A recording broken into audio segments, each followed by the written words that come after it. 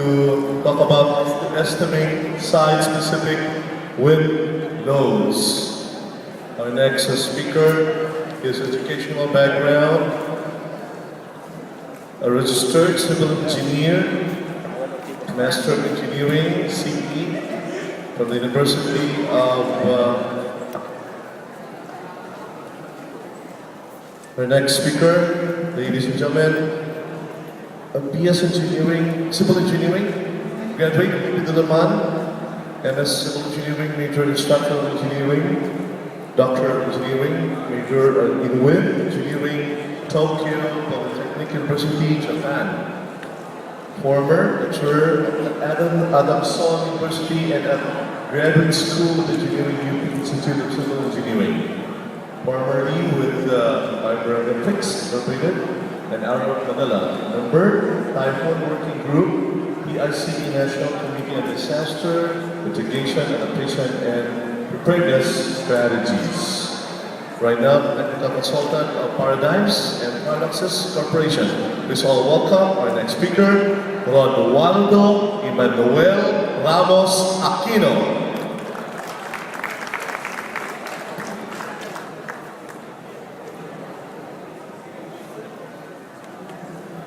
Magandang hapon po. So, na-introduce na po ako, Ron Aquino. Ito po yung title ng presentation, How to Estimate Site-Specific Wind Loads. Actually, kapag-graduate ko lang ng kaya ito nakasulat yan dyan, PA, hindi daw ako eh. But anyway, so may mga nagtanong sa akin ito, how to estimate site-specific wind loads, and naisip kong sagutin itong tanong na ito. Pero bago yan, gusto ko muna ikwento sa inyo, ano ba itong wind engineering na basically yun yung pinag-aralan ko. And I'd like to frame that by, in the civil engineering context. So, alam naman natin sa civil engineering, sa PICE, meron tayo halimbawa na 6 specialty divisions. So, then structural, geotechnical, transpo, water, project management, construction, environmental and energy. Yung wind engineering na pag-usapan ko is related sa structural. And in fact, we can look at it that way, na parang isang sub-specialization or sub-specialty ng structural engineering, yung wind engineering. Just as other things are na pinag-aralan natin, let's say earthquake engineering, yung topics ng two previous speakers. Well, I just qualified vibration engineering, pero yung mga nagde-design natin ng dampers, response control, and so on. Forced stream design, concrete design, so on. So madaming sub-specialization sa, I would say, sa structural engineering, pero, and of course, bawat isa sa atin, lalo na yung pag-practice ng structural design, structural engineering, could take up one or more of these sub-specializations, one with experience and so on. And this is the definition of civil engineering. It is the design and maintenance of public works such as roads, bridges, water, and energy systems, as well as public facilities like ports, railways, and airports. Actually, galing ko sa ASCE website, American Society of Civil Engineers. So, totoo, of course, totoo naman, and siguro kulang lang. Bawa, walang mention dyan ng buildings, although examples lang naman doon. Let's say public school buildings and even other buildings. Pero naalala ko lang nung nag-aaral pa lang ng civil engineering, ito yung naalala kong definition din ng civil engineering. Ewan ko kung ano yung sinabi sa inyo nun, but ito yung naalala ko. Civil engineering is the art and science of using the resources of nature for the benefit of man. So, ayan yung pinag-aaralan natin lahat. Ngayon, yung wind engineering, ito naman yung official definition. Ang sabi is, wind engineering is the rational treatment of interaction between wind in the atmospheric boundary layer and man and his works on the surface of the earth. Ang ibig sabihin lang po nito, ito yung study, kumbaga rational treatment, study, pag-aaral, nung epekto ng hangin na nandito sa baba, malapit sa atin, kumbaga within 1 kilometer or less from the ground. And yung lahat ng ginagawa natin dito, so kasama yung pagtayo ng building and so on, where ibig sabihin, in contrast to halimbawa yung mga aerospace engineers, ang concern nilang wind yung very high in the atmosphere. So yun yung, basically with civil engineering din siya, makikita yung parallels. Kasi we're talking about yung effects on ginagawa natin ng research. So that is wind engineering, and yun nga yung pinag-aralan ko po, and natanong ako nitong tanong na ito. And para sa bitin po yan, meron yung presentation ko may apat parts, main parts, introduction, and then ang gagawin ko is i-present ko muna ang isang overview on site-specific hazard assessment in the context of earthquake loading. So nabanggit na rin ni Ma'am Miriam kanina, napapanggit niya yung term na site-specific performance-based design. Importante yan doon. Ngayon, pagdating sa site-specific hazard assessment naman in the context of wind loading, so ganun din. Para makikita niyo yung parallels, magbibigay din ako ng overview yun, in the context of wind loading naman. Then some closing remarks. So introduction. Familiar ba itong mga pictures na ito na nakikita niyo? Are these familiar? Meron bang nakakaalala na ng mga pictures na ito? So, halimbawa ito sa Baguio, itong apat na pictures ito sa Baguio, ito, Hyatt Hotel sa Baguio noon, Baguio Summit Hotel, so mga nag-collapse during or after yung basically 1990 Luzon earthquake.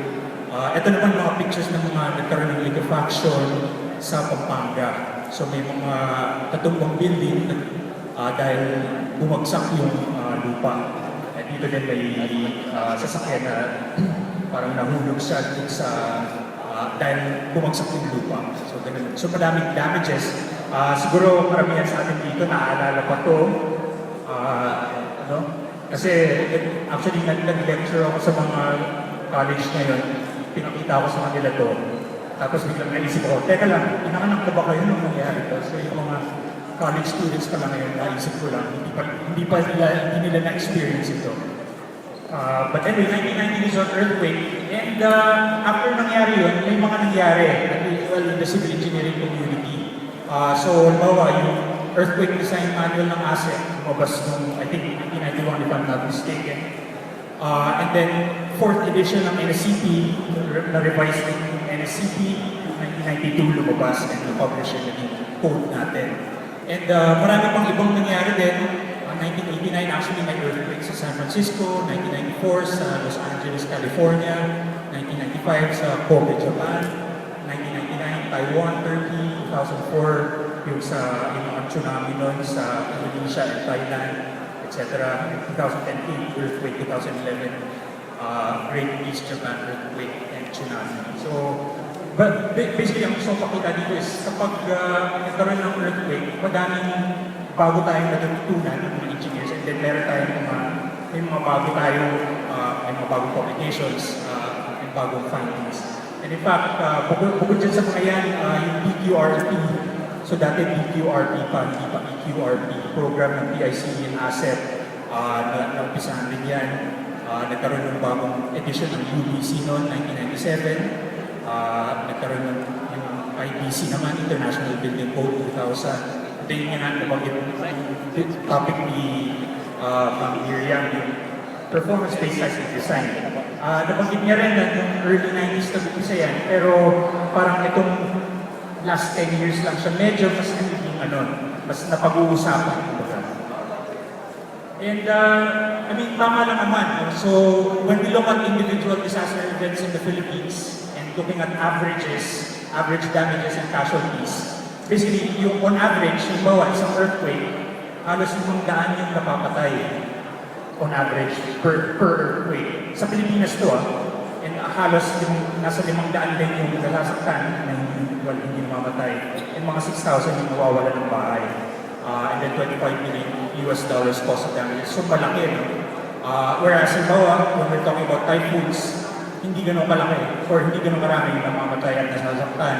Although malaki rin yung cost of damages on average, and yung homeless malaki. And then in recent years, siguro, I don't know, of course, earlier, no, but in recent years, let's say last year, yung habagat flooding, and then wala akong pictures, and then, but anyway, we all know about that. 2009 Typhoon Milenyo, lalo na yung mga taga-Maynila and sa ibang lugar, malapit doon. Naalala siguro yung mga nangyari ng panahon na yun, kami rin naapektuhan. So maraming flooding, very high floods basically.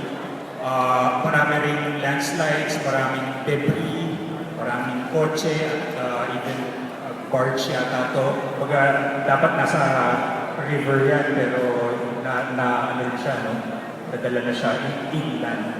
So, and then maraming tao ang apektuhan. Ito yung mga bata, sisave nila. Yung iba, lumalakad na doon sa high tension or yung electrical transmission lines para lang makaiwas sa baha na napakataas. So, naalala natin yan, 2009 yun. Kung taga Maynila din kayo or Laguna, siguro tatandaan nyo rin si Typhoon Milenyo. Maraming billboard yung natumba nun. Or, well, nasa 40 yata, 40. It's been maliit pa rin as a percentage of total number of billboards, but still, I mean, why that happens? So we'll talk about that. May cases na yung billboard na tumba, inamaan yung bus, at I think may mga namatay nga na pasahero na yung bus na to. Mga sign structures na tumba, mga electrical transmission structures na tumba. Yung iba yan, yung mga transformer pa na nahulog. Ito parang transmission post din na mataas.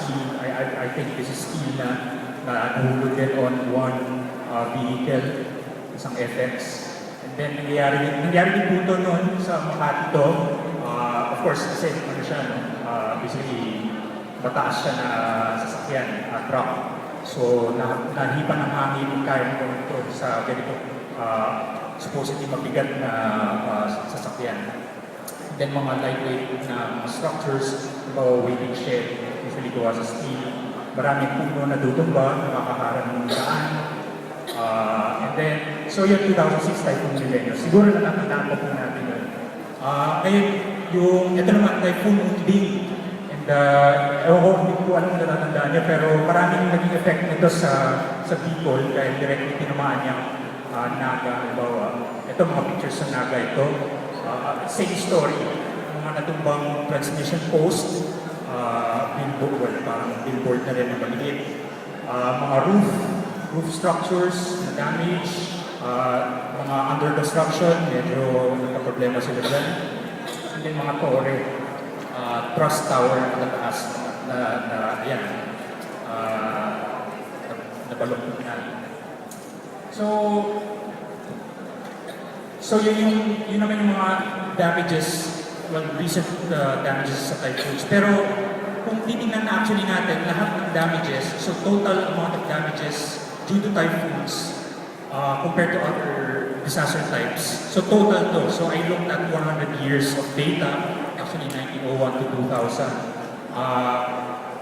Ayun, ang nangyari din kasi, bawat isang typhoon, konti lang yung damage in general. Pero dahil, ayan, 200 plus na typhoons yung typhoon disasters yung nangyari sa Pilipinas, ang lalaki ng cost of damages and people killed, injured, saka homeless.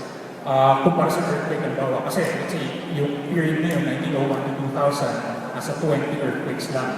So, parang 30,000 kumpara sa 10,000, ganun din dito, 8,000, 8 million kumpara sa 135,000 naging homeless, and almost $7 billion in damages compared to $500 million approximately in damages. So, kumbaga, if we look at individual events, earthquakes certainly can cause a lot of damages. Pero when we look at typhoons, kumbaga, year in, year out, meron tayong typhoons, year in, year out, merong damages, merong namamatay, and so on.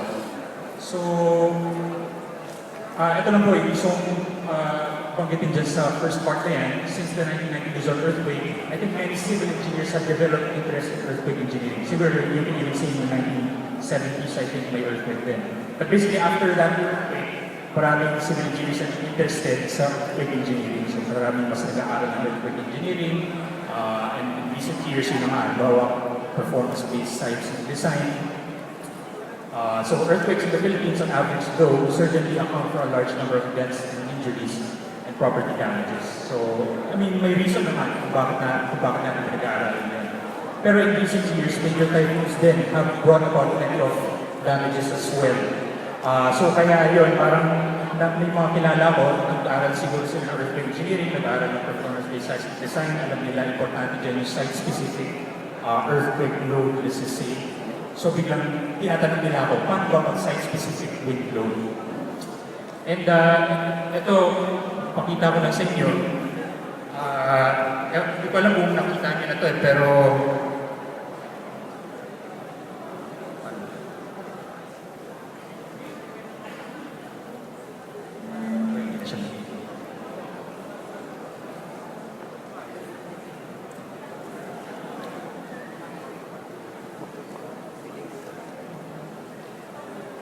ayaw pa naman pakita. Nahiya.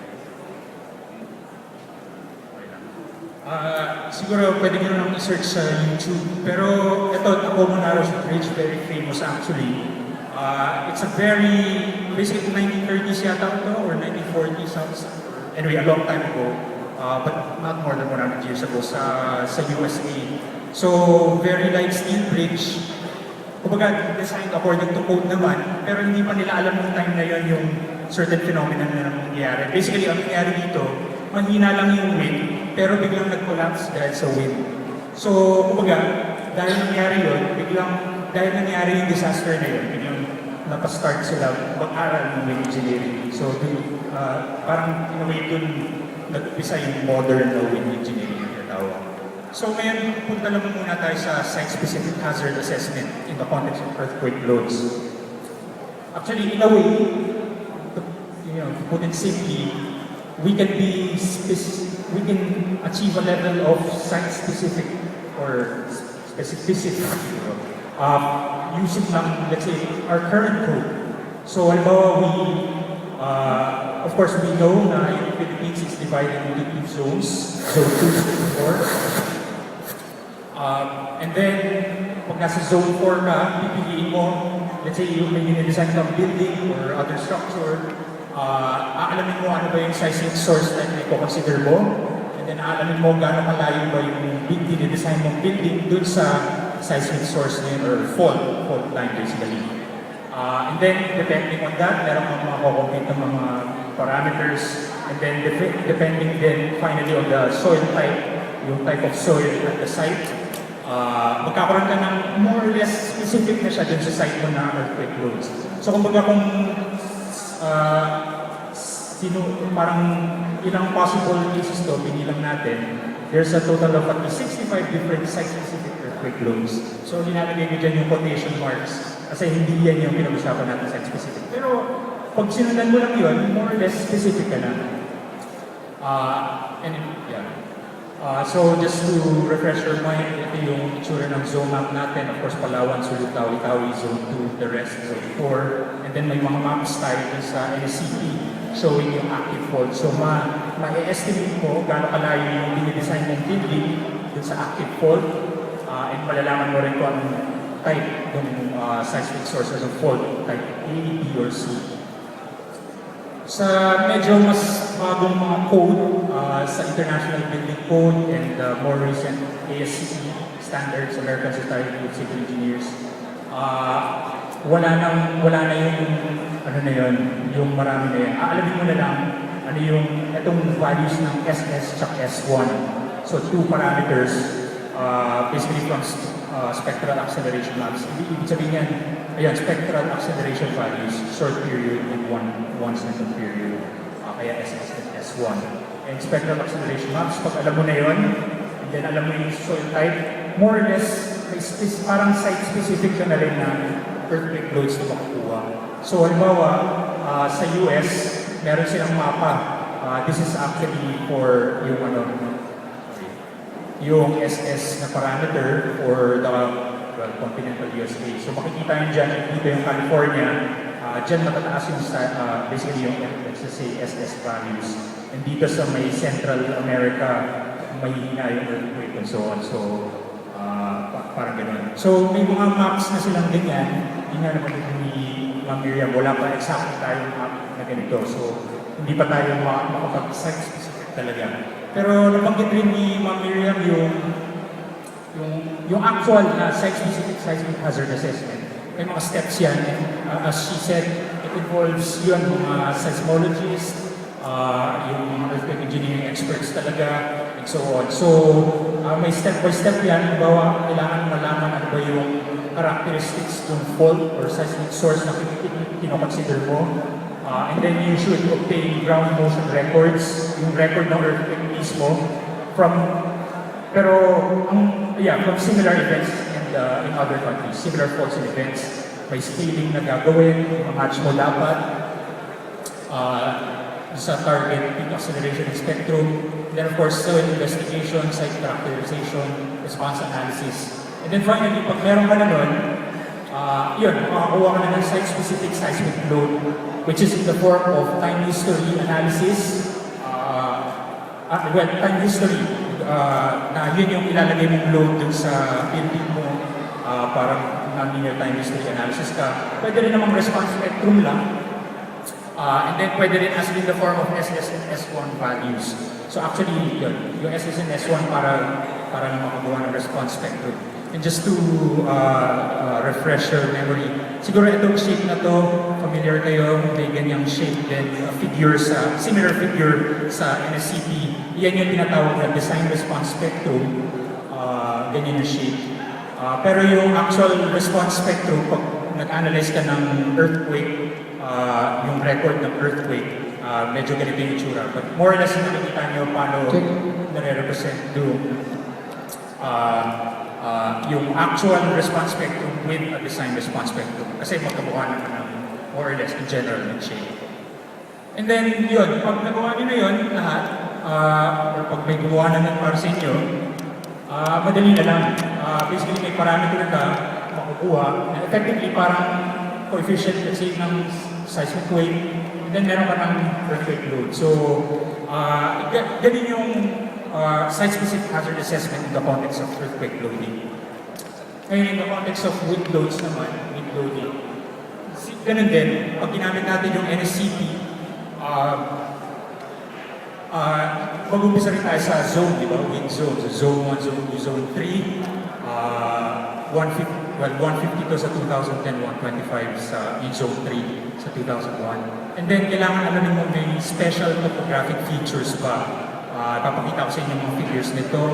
But basically, by default, ina-assume natin flat din. Flat yung surrounding ng building. And then, terrain category. Kung nasa urban ba yan, let's say nasa gitna ng Makati, sa urban, halimbawa dito sa Subic area, Subic Bay area, but inland. Kumbaga, puro low-rise, mostly low-rise buildings, or mga puno lang. Open, katulad sa mga airport, or sa farmland, so yun yun, shoreline kapag katabi ng body of water. And then, isang dapat hindi masyadong na-pay attention is, ito, i-evaluate mo sa iba-ibang direction. Kasi yung wind magagaling sa iba-ibang direction. So, at least 4 directions ang dapat mo i-consider, unless uniform talaga yung terrain tsaka topography sa paligid, yung building, and so on. Yung iba, as high as 72 directions ang kino-consider every 5 degrees. Yung 4 directions every 90 degrees. So, kumbaga, at least 240 different site-specific wind loads. So, ibig sabihin, gamitin nyo lang yung NSCP, identify nyo na tama yung kung may topographic features or not, identify na tama yung terrain category, bawat direction, at least 4 directions, may parang, more or less, parang specific ka na wind speed actually para sa site mo. Just to refresh your memory, nakita niyo na siguro itong figure na to sa NSCP natin, National Structural Code of the Philippines, yung last 2 editions, sa Zone 1, Zone 2, Zone 3, Zone 1 yung pinakamataas. And ito yung procedure talaga pag gusto mo talaga ng site-specific wind hazard assessment. So similar, basically parallel siya dun sa ginagawa sa earthquakes. Una, establish ano ba yung kino-consider na storm type, typhoons. Kasi halimbawa sa Mindanao, kasi sa Davao siguro, or generally pag mas malapit sa equator, thunderstorm, halimbawa yung mas dominant kasi typhoon. And then you obtain annual maximum wind speeds, at least from nearby meteorological stations. So, FYI meron, as of 2005, may 56 stations yung pag-asa na may measurement sila ng wind speed. Although 50 lang doon yung may data from 1961. So, kung Metro Manila ka, may 3 station malapit doon, pwedeng yun yung gamitin mong data, pagkunan ng data. Pero, mas magandang more data basically is better. So, you can also use data from other stations. And then, actually, kailangan pang, ito hindi pa nagawa para din sa NSCP natin, pero kailangan mag-apply ng data correction for topography, terrain, and anemometer height. So, halimbawa, dapat yung mga pang-measure ng pag-asa ng wind speed, dapat 10 meters height yan. Kung hindi, kailangan mag-apply ng correction. Dapat yung paligid, flat, tsaka walang obstruction, or else kailangan ng correction. So, ayun yung kailangan gawin. And then finally, fit to an extreme value distribution, and then obtain wind speed at desired annual probability or corresponding return period. So, and finally, kapag ginawa mo na lahat yan, meron ka ng site-specific basic wind speed. So, wind speed pa lang. Ito po yung, so basic wind speed ang tawag. So, yun yung V, yun yung nasa mapa ng NSCP. You can get that from yung sa NSCP or from yung specific analysis na. Pero, hindi pa yun, basic wind speed pa lang yun. And to get the site-specific wind speed itself, you need to consider yung ibang factors. So, as I said earlier, you need basically to determine the terrain. So, kaya yung KZ accounts for terrain, KZE accounts for yung topography, then KD accounts for direction. So, and then yun, para makuha mo yung site-specific wind speed.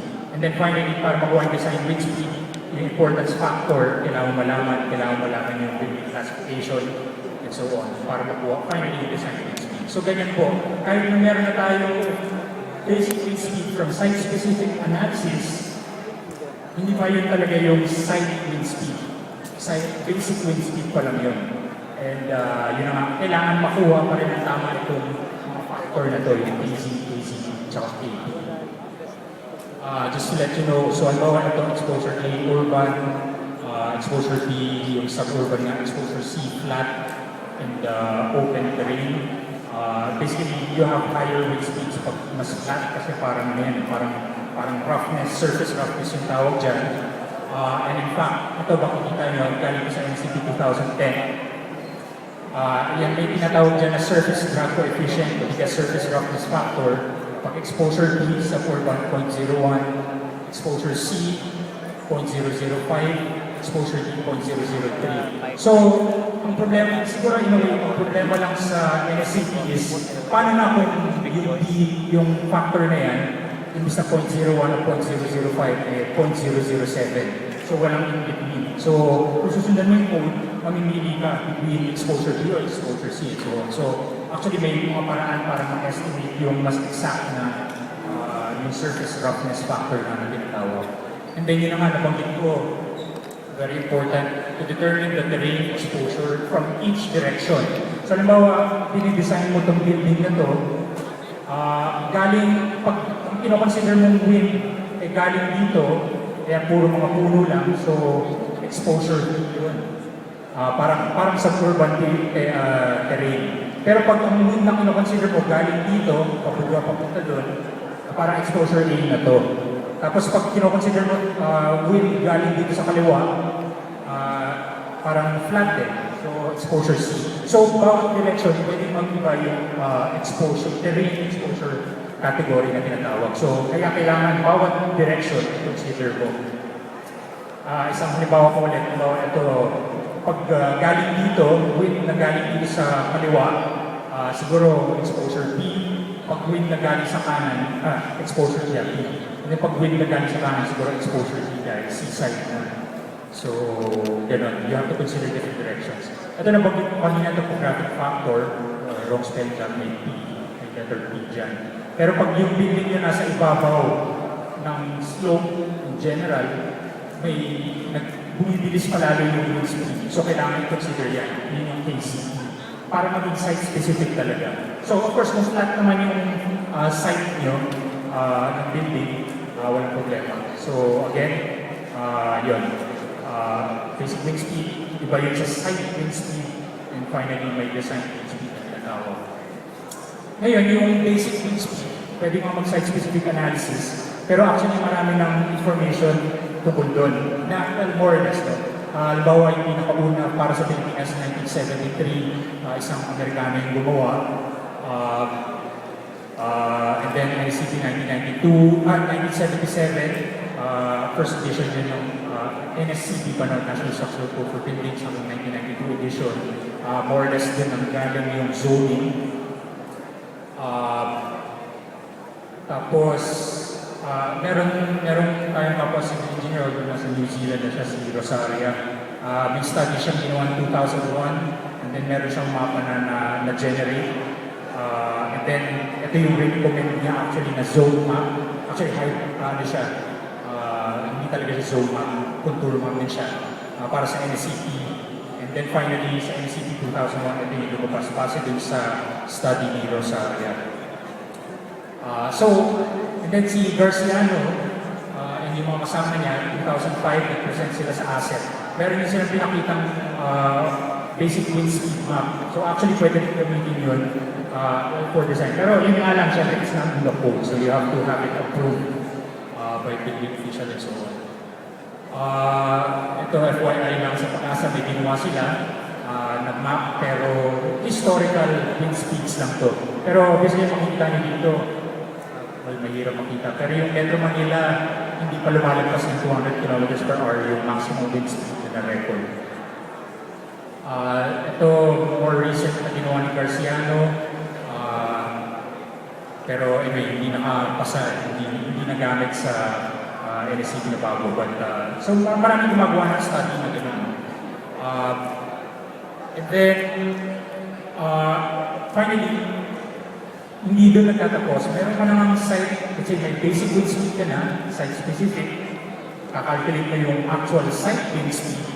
And then, kakalculate mo yung design wind speed. Ipag-multiply mo sa ito, 1/2 rho, yung air density, para makuha yung design wind velocity pressure.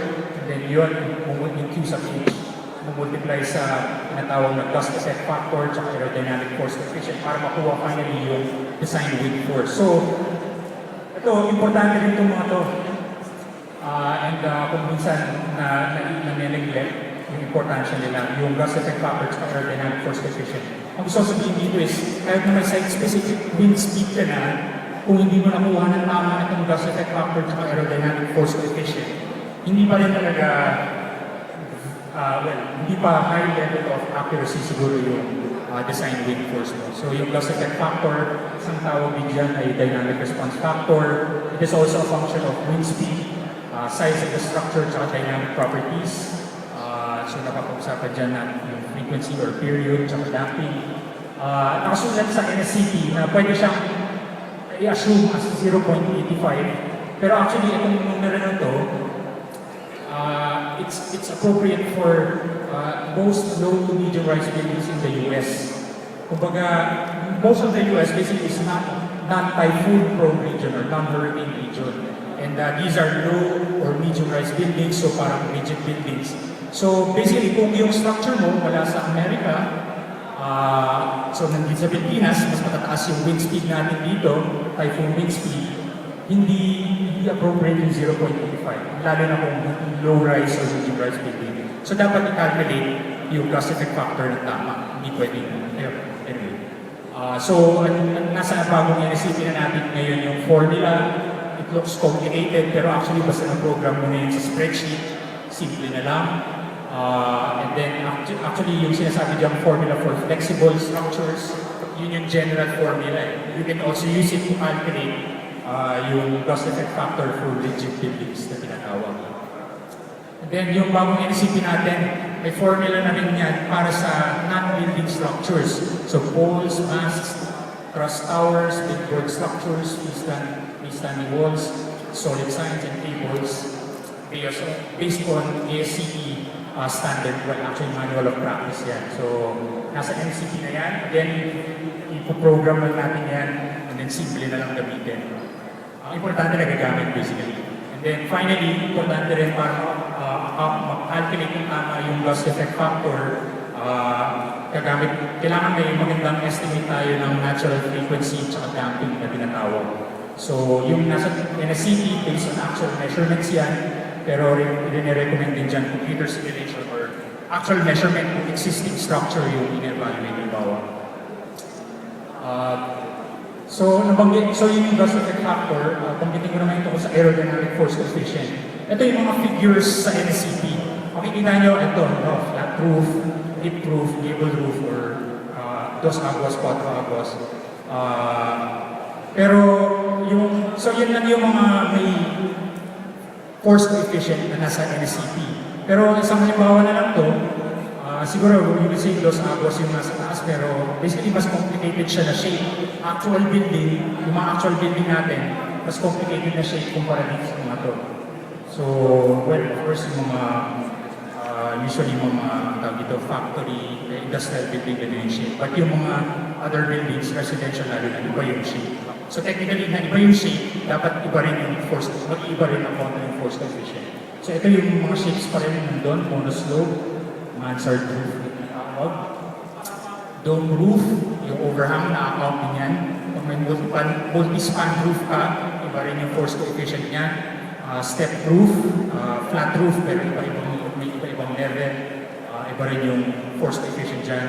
And then for, let's say, tall buildings in general, rectangular shape lang yung kinoconsider. So basta yung building na dinidesign mo, tall building na dinidesign mo, hindi na ganito yung shape. Technically, hindi mo na pwedeng gamitin. Or iba na yung aerodynamic force coefficient na nakalista dun sa NSCP. Yeah. So actually, those are for buildings. For other structures, chimneys, truss type structures, including kasi mga billboard, self-supporting intel towers, transmission line towers, and so on. Meron mga information din dyan sa NCP. And then, so yun.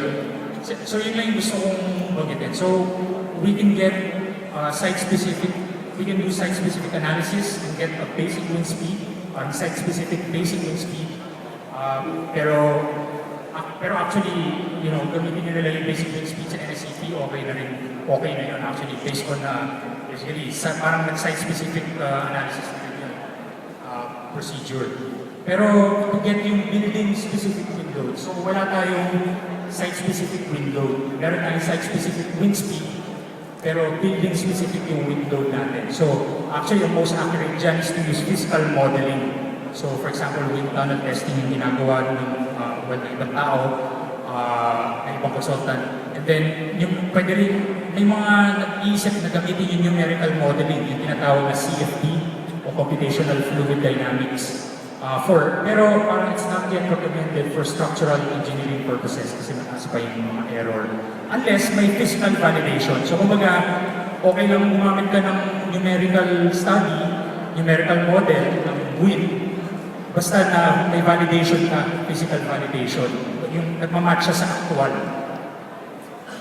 And then just to mention, so ito yung mga load combination for allowable stress design, strength design or LRFD for steel, let's say ultimate strength design for concrete. Pag sinabi ang allowable stress design, kino-consider natin 50-year wind. So sa zone 2, sa Metro Manila, sa Subic, 200 kilometers per hour na basic wind speed yan. Pero so allowable, dapat within allowable stress levels. Pero bakit? Halimbawa yung Typhoon Milenyo, 180 kilometers per hour lang yun, yung maximum wind speed nun sa Metro Manila. Pero bakit may mga bumabagsak? So maraming dahilan, of course, posibleng dahilan. But anyway, just to let you know, sa strength design, unlike sa earthquake non-linear na dito linear pa rin. Technically, dapat kahit na 250 kilometers per hour na yung maximum wind speed sa Metro Manila, dapat walang babagsak, walang nadadamage. So, basically, almost at yielding yan. And then finally, I just like to mention, yung wind load, again, hindi siya plus or minus. So may mga kilala ko na plus or minus nila yung wind load. Ang dapat ginagawa mo, per direction, meron kang kinocompute na wind load. So yun yung site-specific for wind. So just to summarize, there's no such thing as site-specific wind load, but there is site-specific wind speed and structure or building-specific wind loads. So, and then even if a site-specific basic wind speed is calculated, kahit na meron pa nun, yung accuracy of the design wind loads will still also depend on other factors, so such as accounting for the actual terrain, topography, and the aerodynamic and structural dynamic force coefficients, or structural dynamic characteristics. And then just another summary, last slide na to. So sa wind loading, as I mentioned, site wind climate, pwede mo ma-estimate yan. Pero importante din dyan yung aerodynamic na force coefficients, aerodynamics, tsaka yung structural dynamics. And actually, nag-a-affect yung aerodynamics and site wind climate dun sa dynamic response. Whereas earthquake, similarly din, yun, you can establish basic seismicity, and then if you have your site soil investigation, you can get the soil profile, and together with that, and of course, a little study of structural dynamics, you can get your earthquake loads. Ang problem lang is, of course, let's say sa earthquake loads, ito, so may mga gumagawa na yan, ito pwedeng gawin, yun nga, nakukuha yun through soil investigation, so maraming gumagawa yan sa Pilipinas. Ang problema sa wind load dito, halimbawa, basically yun ang kailangan ng wind tunnel, halimbawa, para maging accurate talaga yung pag-account ng aerodynamic force coefficient sa mga buildings and so on. So, well, I'd like to end with that. Maraming salamat po. Ito po yung, kung may tanong po kayo, tanongin po ako ngayon or after the session, pero pwede nyo rin po kontakin sa email na ito. May blog din ako sa website. May articles ako dyan tungkol sa wind engineering at sa performance-based seismic design. May mga sinulat rin ako dyan. Pwede tayo mag-discussion doon and sa Twitter and yung ako. So, maraming salamat po ulit.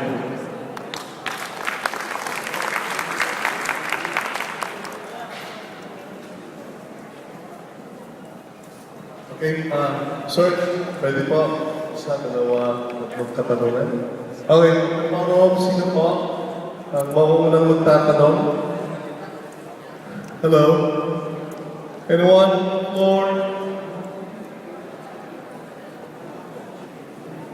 Okay, anyone? Walang tanong? State your name, your chapter. Wala. Okay, so kung walang tatanong, maraming salamat po. Palakpakan pa tayo. Okay, thank you so much. And again, we are requesting our Chancellor, the IC Fellows, Sir Romeo Capanos, so with our PICE National Director, Julie Dawson, if we're still around. Okay, so sir, allow me to read, inviting as well our speaker. Philippine Institute of Civil Engineers Incorporated present the certificate of appreciation to Ronaldo Emmanuel Ramos Aquino, PhD, Technical Consultant, Paradigms and Products Corporation.